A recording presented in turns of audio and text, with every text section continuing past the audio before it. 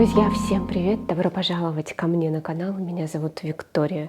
Сегодня я очень кратко расскажу вам про мои любимые люксовые ароматы, про те, о которых я давно не рассказывала в блоге, но я их ношу. Pure Poison от Dior.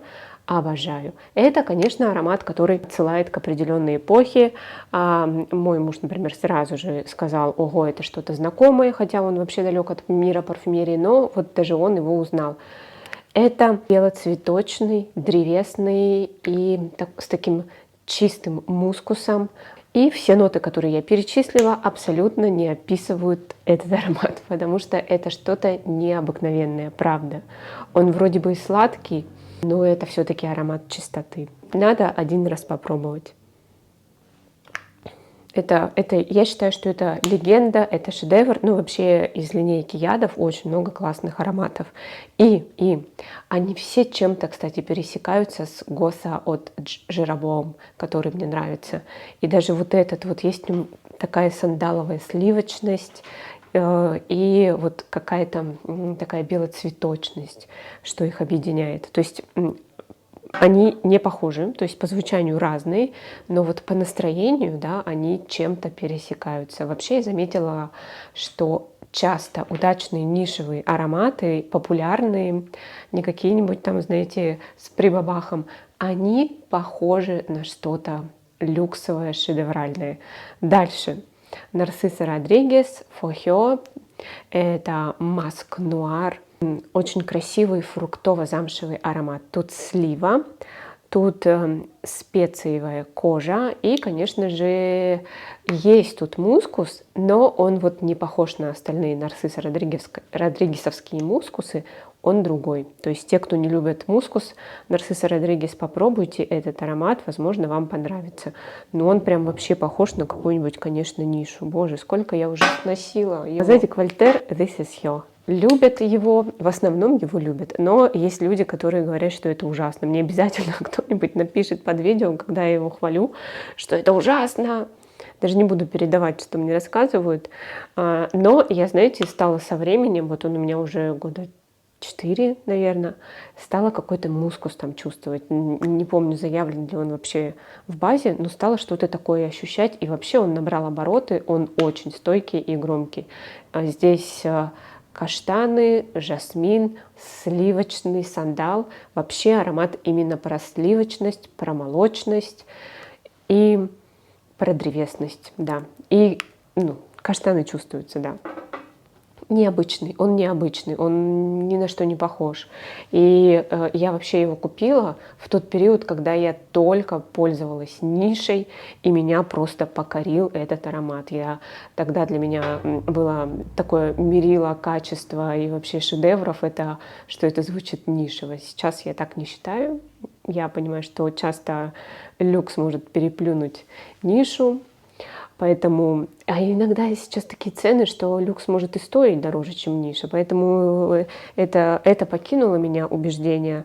Вот. Но тогда я прям так восхищалась им и говорила, что это прям ниша, это не похоже на люкс. Дальше шедевр люкса терракота от Guerlain. Очень интересно, что то, как этот аромат я чувствовала в начале, да, когда с ним только знакомилась, я чувствовала тут яркий такой жасмин, чуть ли не индольный. А сейчас для меня эта нота очень быстро уходит, я ее даже практически не ощущаю. И для меня это к базе как будто бы такая фруктовая, яркая, радостная какая-то жвачка и пудровость. Вот так вот. Я очень хорошо тут чувствую какой-то, как будто бы даже тропический фрукт. Но именно вот почему-то как жвачку, да, я не чувствую какой-то вот его такой натуральный аспект. Versace Crystal Noir. Тоже аромат, который вызывает много споров. У меня, кстати, в туалетной воде.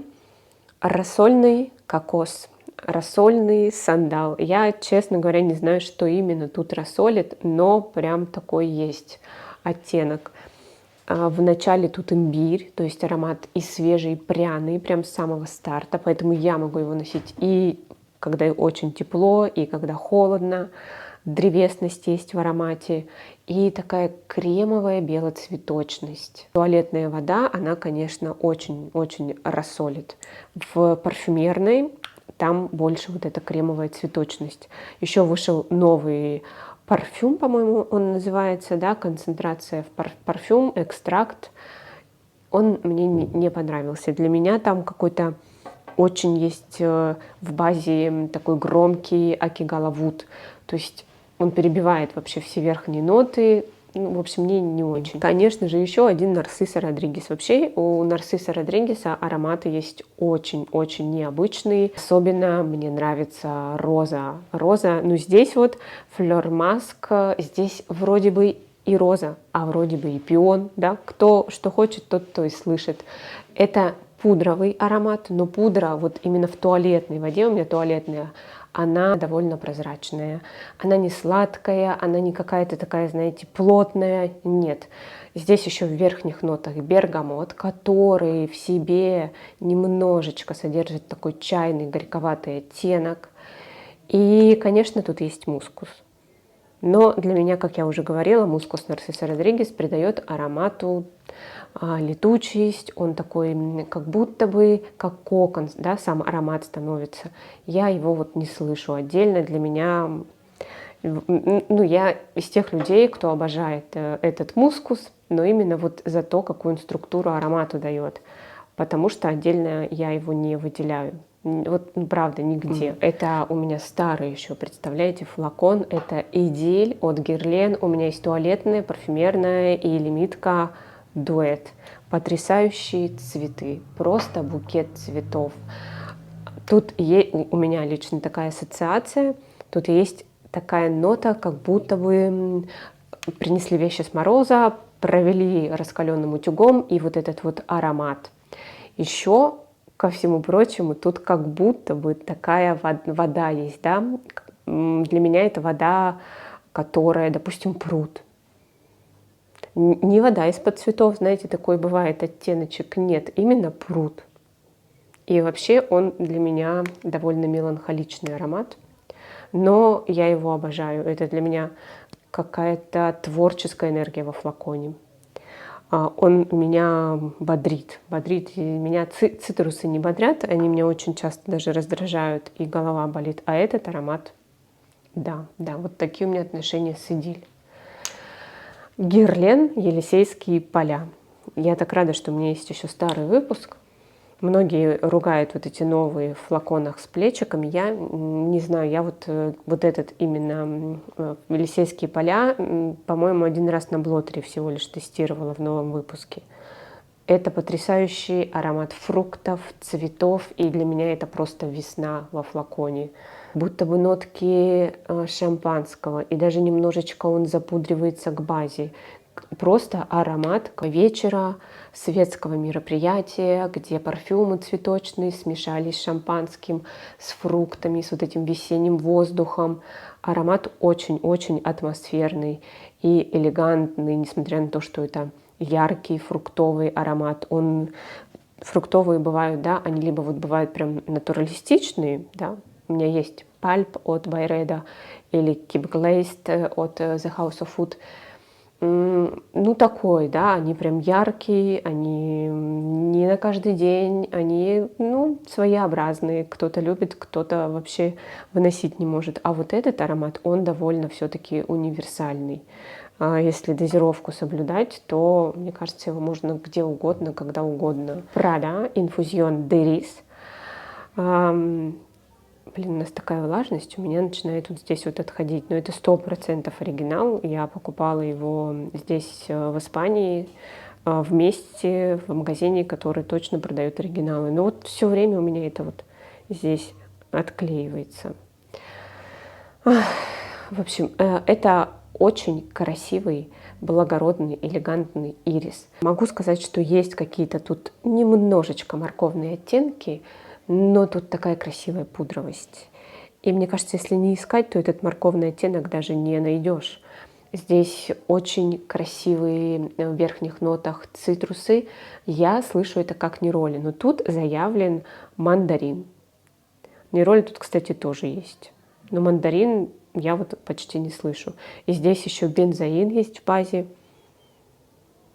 Ну да, есть такая в аромате сладость, но он для меня вот 100% про пудру, про косметичность и в то же время про свежесть. Очень красивый, элегантный, благородный аромат. Gucci Blom Ambrosia de Fiore. De Fiore. Белоцветочный аромат. Здесь, если вы знаете, кокаин от Франк Бакле, да, прекрасный и ужасный, по большей степени для всех ужасный, то вот здесь как будто бы убрали все вот эти вот неприятные ноты и оставили только красивые белые цветы. Прямо здесь я чувствую натуральные белые цветы. Он мне очень нравится, но я иногда очень странно себя в нем чувствую. Ну, знаете, идти и пахнуть цветком. Это я люблю цветочные ароматы, белоцветочные мои любимые. Но тут настолько это натурально, что мне правда иногда кажется, что я цветок. Знаете, есть эти костюмы всякие, а тут вот аромат надеваешь, и ты как будто в костюме цветка идешь.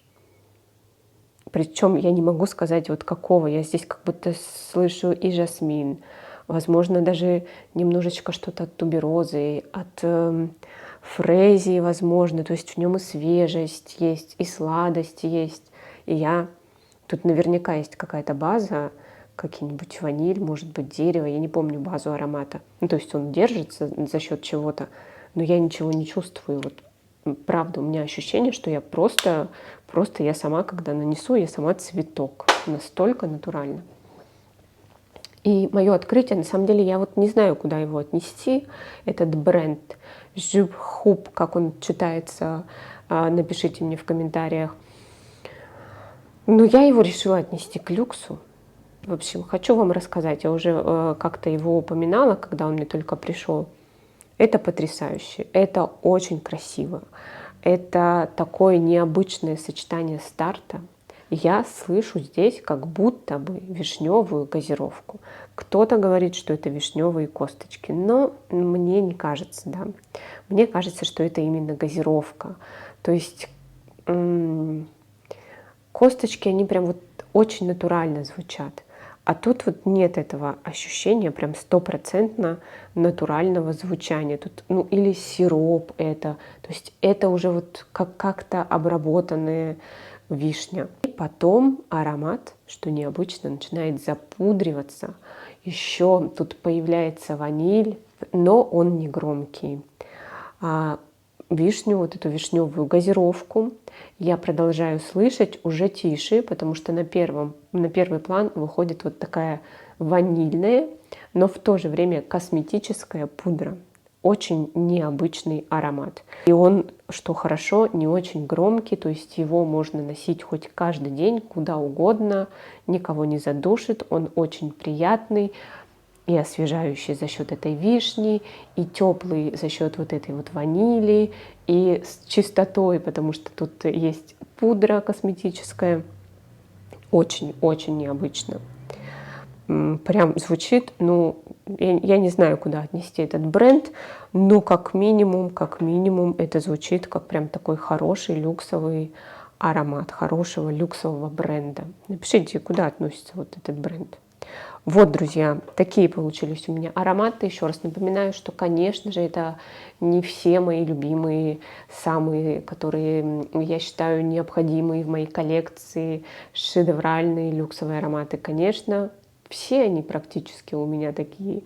Но вот мне захотелось сегодня с вами поделиться вот этими еще, потому что, ну, вот у меня сейчас к ним как-то лежит душа, как-то вот и погода, мне кажется, в принципе, не противоречит, да, этим ароматам.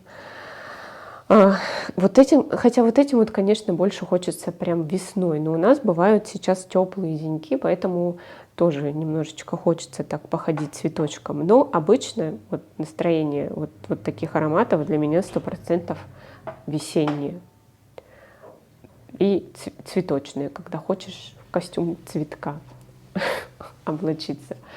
Ну вот, друзья, спасибо, что были со мной, что посмотрели это видео до конца. Не забудьте, кстати, подписаться на мой телеграм-канал.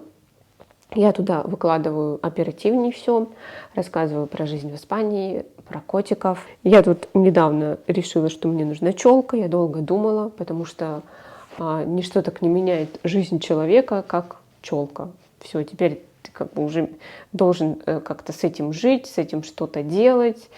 Просто так, как раньше, не получится. Ее надо укладывать, с ней надо считаться, когда ты думаешь, какую прическу сделать. Я не могла решиться. Я не знаю, думала об этом, наверное, недели 2. Я просто устала уже вот эту мысль, вот эти все за и против гонять, и решила, что я ее подстригу.